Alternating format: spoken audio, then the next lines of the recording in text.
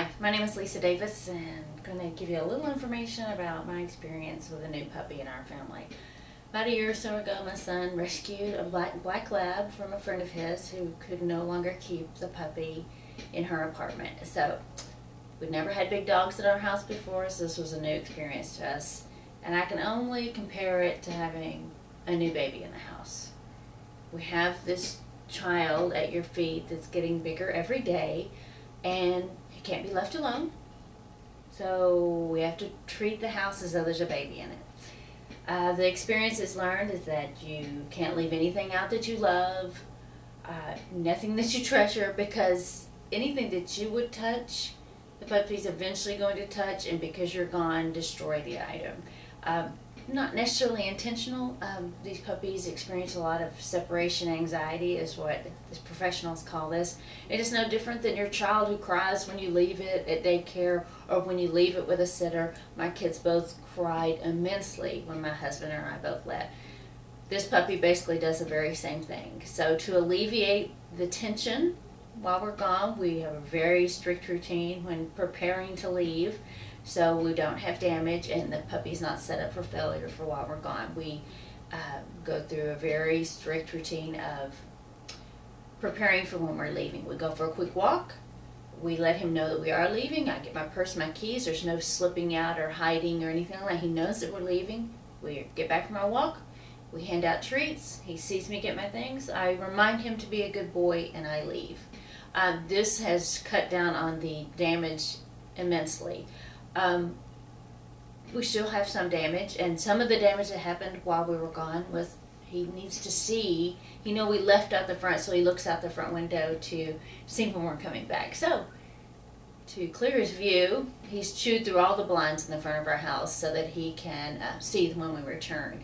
And sometimes while laying on the floor waiting for us to return, his chin rests on the windowsill, and sometimes it might go between his teeth. I don't know how it happens, but I need a new windowsill now because of the time that we spend away and he spends waiting on us.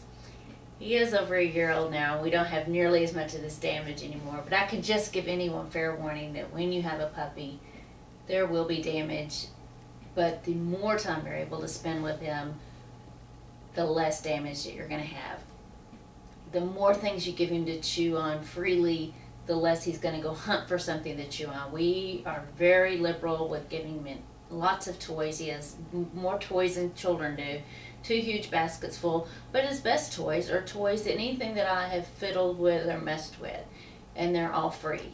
Any sort of cardboard box, anything I empty out, cereal, soda boxes, anything that's cardboard and I've messed around with and he's seen me with it, he's at my feet waiting for me to finish with it. He takes it, runs off with it, and shreds it in a bunch of pieces. Sure, there's work involved with cleaning that up, but it has alleviated some tension for him. He's been able to tear something up, and that's what he wants to do. The best toy of all the free toys we have is a milk jug.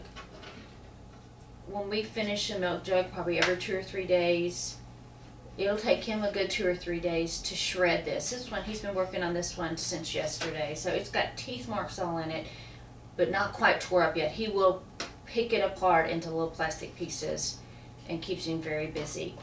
Another item that's a really good free toy are sticks. Our house is covered with trees, and so we have sticks all the time. And in his book, the messier, the grosser, the better. And the bigger the better. I have found many sticks abandoned in the middle of the dog door because they were too big to be brought into the house and to chew on. So there again, free sticks are great. And I've been known to withhold these toys here, knowing that I'm going to be gone for a long time, and I'll give it to him on my way out the door saying, here, have this while I'm gone. The number one deterrent for any sort of damage or anything that these dogs will do in their distress or while you're gone is if they're tired. A sleepy puppy, a tired puppy cannot get into trouble. So if you wear them out before you leave, they'll sleep most of the time while you're gone. All of these behaviors that the dogs present to you can all be alleviated by just giving them as much attention as possible.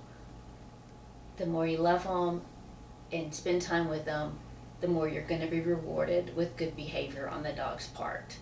This dog has brought us immeasurable love at this point. We have had so much time enjoying, and I'd miss him terribly. I can't even fathom the thoughts of it. Just makes me so fearful if anything ever happened to him, just like you would if you had a child.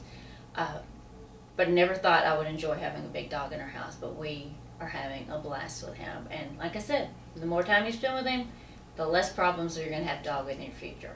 So, thanks for listening.